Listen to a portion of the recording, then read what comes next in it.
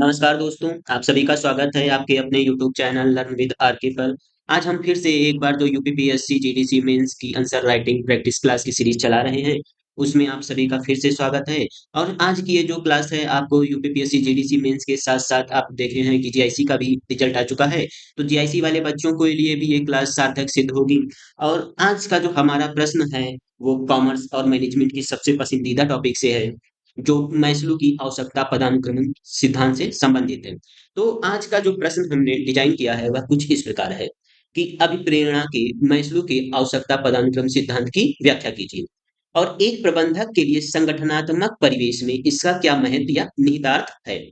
तो अब हम इस प्रश्न को देखेंगे तो इसका जो केंद्र बिंदु है वो मैस्लो की आवश्यकता का पदानुक्रम सिद्धांत है और हमको इसकी ही व्याख्या करनी है और साथ ही साथ हमको महत्व बताना है। और ये जो महत्व है उसका जो आधार होगा वो संगठनात्मक परिवेश होगा कि संगठन के अंदर इसका क्या महत्व है। तो जैसा कि मैंने पहले भी आपको पिछली क्लास में भी बताया है कि जब हम मेंस के प्रश्न की आंसर राइटिंग करेंगे तो उसमें हमारे तीन मेन केंद्र बिंदु होते हैं कि सबसे पहले हम क्या करेंगे, भूमिका लिखेंगे, प्रस्तावना लिखेंगे या परिभाषा लिखेंगे जो प्रश्न की मांग होगी। उसके बाद हमारा क्या आता है, बॉडी पार्ट आता है कि हम बॉडी पार्ट को लिखेंगे और उसके बाद हमारा सबसे लास्ट में जो होता है उस कंक्लूजन होता है। तो अब हम देखते हैं कि इस प्रश्न की भूमिका का जो हमारा प्रश्न है उसका केंद्र बिंदु ही क्या था, मैस्लो की आवश्यकता का सिद्धांत। तो सबसे पहले हम भूमिका की बात करते हैं। तो भूमिका को हमने कुछ इस प्रकार लिखा हुआ है कि जो प्रसिद्ध व्यवहारवादी विचारक अब्राहम मैस्लो 1943। अब ये हमने यहाँ पर इसलिए लिख दिया है 1943 क्योंकि ये जो प्रिंसिपल आया था ये 1943 में ही मैस्लो जी के द्वारा दिया गया था। तो यही यहाँ पर लिखा भी हुआ है कि प्रसिद्ध व्यवहारवादी विचारक अब्राहम मैस्लो के द्वारा प्रतिपादित आवश्यकता पदानुक्रम सिद्धांत मानवीय अभिप्रेरणा का एक शास्त्रीय ढांचा है या संरचना है। अब अगर आप चाहें तो यहाँ पर थोड़ा इस आंसर को और बेहतर बना सकते हैं। आप बता सकते हैं कि ये जो सिद्धांत है 1943 में किस रिसर्च पेपर के थ्रू आया या कहाँ पर पब्लिश हुआ था। तो इसको आप ऐसे बता सकते हैं, ऐसे भी लिख सकते हैं कि अब्राहम मैस्लो जी ने 1943 में अपना प्रसिद्ध research paper a theory of human motivation में इस विचार को प्रतिपादित किया था। तो अगर आप चाहें तो इस पॉइंट को ऐड ऑन कर सकते हैं। और यहीं पर ये विचार आया, लेकिन लोगों तक ये नहीं पहुंच सका था। तो अब क्या होता है 1954, क्या होता है 1954 में 1954 में फिर से एक इनकी आती है बुक और उस बुक में इन्होंने क्या किया है, अपने इस सिद्धांत को या अपनी इस अवधारणा को बहुत अच्छे तरीके से समझाया था। और उस बुक का नाम था मोटिवेशन एंड एप्लीकेशन। ठीक है। तो अब आगे देखते हैं कि यह सिद्धांत इस महत्वपूर्ण पूर्व धारणा पर आधारित है कि मानवीय आवश्यकताएं अनंत, गतिशील तथा एक निश्चित तार्किक अनुक्रम में व्यवस्थित होती हैं। आपको ये वाली लाइन तो जब इस प्रश्न का उत्तर देंगे तो लिखना ही रहेगा कि एक निश्चित तार्किक अनुक्रम में व्यवस्थित होती है। इस सिद्धांत का मूल नियम है कि एक संतुष्ट आवश्यकता पुनः अभिप्रेरक नहीं होती और व्यक्ति स्वतः उच्च स्तर की आवश्यकता की ओर अग्रसर। जैसा कि हमें पता है कि हम व्यक्तियों की जो आवश्यकताएं होती है निरंतर परिवर्तित होती रहती हैं। जब तक हमारे पास कोई एक चीज नहीं होती है तब तक हम उसकी मांग करते हैं, वो हमें चाहिए होती है। और जैसे ही हमें वह वस्तु प्राप्त हो जाती है हम उसका उपभोग कर लेते हैं और एक समय के साथ क्या होता है, उस वस्तु की जो उपयोगिता होती है या उसको जो पाने के समय में हमारी प्रबल इच्छा थी और उस वस्तु के प्रति जब हमें मिल जाती है तो धीरे-धीरे कम होने लगती है और हमारी जो आवश्यकताएँ हैं वो किसी अन्य वस्तु पर या किसी अन्य वातावरण की तरफ बदलती रहती हैं। और यही इस सिद्धांत का मुख्य बिंदु था। तो अब हम आते हैं अपने आंसर के बॉडी पार्ट। तो यहाँ पर हमसे आवश्यकताओं के पदानुक्रम सिद्धांत के बारे में पूछा गया तो हम क्या करना होगा, अब आप देखेंगे कि हमने क्या किया है, एक बहुत ही अच्छे तरीके से फ्लो चार्ट बना दिया है और जिसमें हमने क्या किया है, स्टेप बाय स्टेप बता भी दिया है कि कौन सा चरण पहले आएगा, कौन सा बाद में आएगा। तो जो मैस्लो का पहला आवश्यकता का सिद्धांत था वो क्या था कि दैहिक और शारीरिक आवश्यकता, कि जो व्यक्तियों की सबसे पहली आवश्यकता होती है वो दैहिक होती है या शारीरिक होती है। उसके बाद उनकी जो आवश्यकता आती है वह सुरक्षा एवं संरक्षण की आवश्यकता आती है।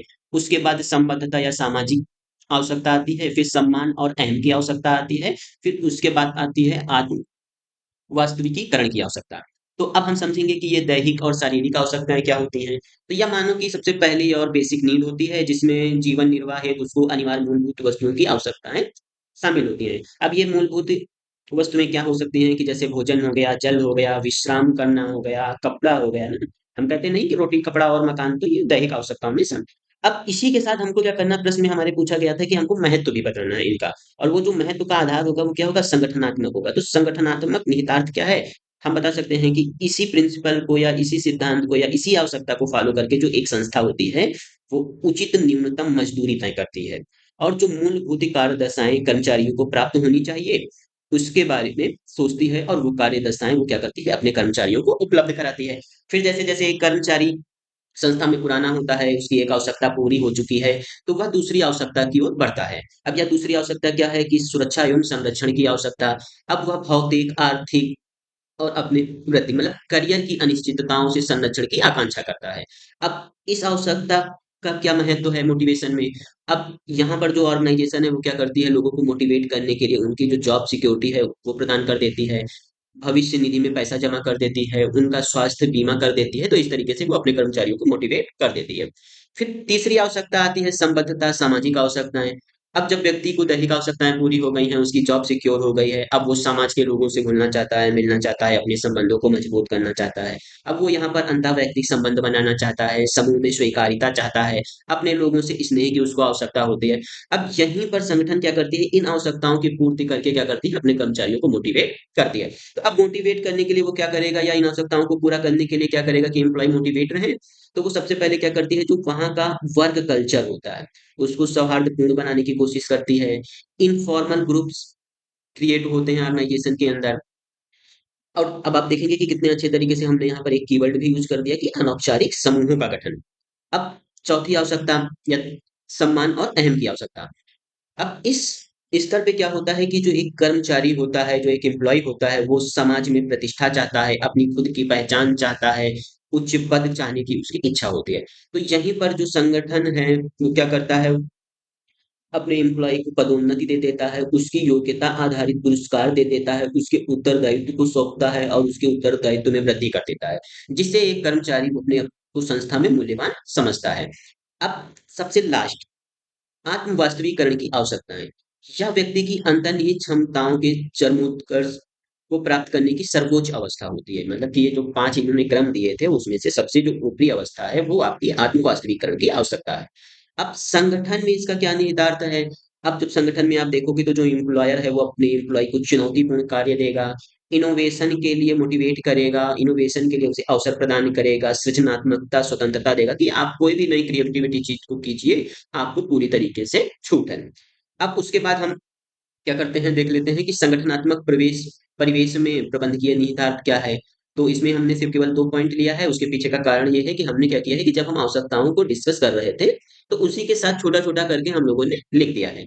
तो यहाँ पर अगर आप केवल 2 ही पॉइंट देते हैं, तब भी यह आपका सही रहेगा कि व्यवहारगत प्रवृत्तियों का विश्लेषण, यह सिद्धांत प्रबंधकों को यह समझने में सहायता करता है कि संगठन का कोई विशिष्ट कर्मचारी इस समय किस आवश्यकता के स्तर पर क्रियाशील है। फिर दूसरा हमारा आ जाता है उत्प्रेरकों का अनुकूलन। अब इसके माध्यम से एक प्रबंधक कर्मचारियों की आवश्यकताओं के अनुरूप उसको मौद्रिक, अगर वो निम्न स्तर पे है तो वो उसको मौद्रिक रूप से मोटिवेट करेगा।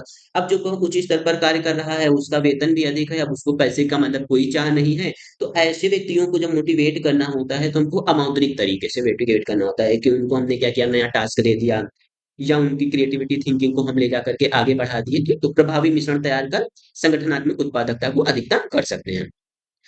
सबसे जो लास्ट पार्ट होता है हमारे मेंस में, तो वो होता है निष्कर्ष कि आपने निष्कर्ष को किस तरीके से लिखा हुआ है। तो हम देखते हैं कि हमने किस तरीके से निष्कर्ष लिखा हुआ है कि निष्कर्षतः मैस्लो का सिद्धांत यद्यपि मानवीय व्यवहार की जटिलताओं को पूर्णतः समाहित नहीं करता, क्योंकि फिर भी संगठनात्मक व्यवहार के क्षेत्र में यह एक मार्गदर्शक प्रारंभ भी स्टार्टिंग पॉइंट है। समकालीन युग में इसकी प्रासंगिकता आवश्यकताओं के कड़े अनुक्रम में नहीं, बल्कि इस मूलभूत दर्शन में निहित है कि कर्मचारियों की वैयक्तिक संतुष्टि ही संगठनात्मक उत्पादकता और उत्कृष्टता की वास्तविक आधारशिला है। तो आप देखेंगे कि हमने निष्कर्ष को कितने ही बहुत ही अच्छे तरीके से लिखा है। और इसी के साथ आज की हमारी ये क्लास समाप्त होती है। आप सभी का हमारे चैनल पे बने रहने के लिए बहुत-बहुत शुक्रिया। अगर आपको हमारा प्रयास अच्छा लगा हो तो आप हमारे चैनल को लाइक कीजिए, सब्सक्राइब कीजिए और अपने दोस्तों के साथ शेयर कीजिए। आपका दिन मंगलमय हो। धन्यवाद।